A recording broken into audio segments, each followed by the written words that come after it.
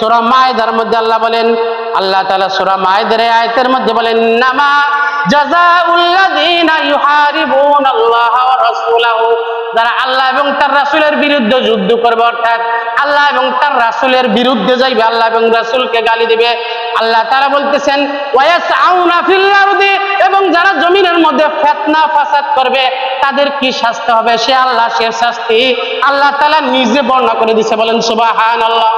তাদের কি শাস্তি হবে সেই শাস্তি আল্লাহ নিজে বর্ণনা করে দিয়েছে সূরা মায়েদার 33 নম্বর আয়াতের মধ্যে।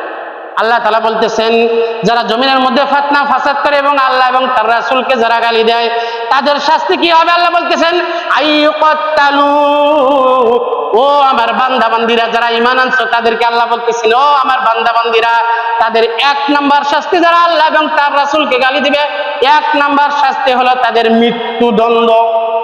1 নাম্বার শাস্তি কি? তাদের মৃত্যুদণ্ড। এটা আমার কথা নাকি আল্লাহর কথা?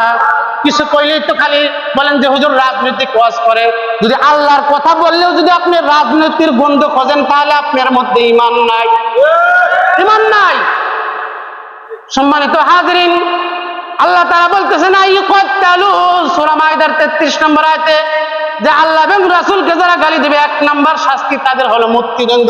সে ইহুদি হইতে পারে, নাসারা হইতে পারে, বাউল হইতে পারে, ফাউল হইতে পারে, কোন রাজনৈতিক ব্যক্তি হতে পারে, কোন নেতা খেতা হইতে পারে, কাউকে দেখার টাইম নাই। আল্লাহর শাস্তি হলো তাকে কতল করতে হবে। আল্লাহ বলতেছেন বান্দা তোর যদি এই সামর্থ্য না থাকে 2 নাম্বার অপশন আছে। কয় নাম্বার? আল্লাহ তাআলা 2 নাম্বার অপশন সূরা মায়েদার 33 নম্বর এই আয়াতের মধ্যে বলেন আউইসাল্লিবু, বান্দা 2 নাম্বার শাস্তি হলো তাকে তোমরা ফাঁসির কাস্টে ঝোলাইবা। কিসের কাস্টে?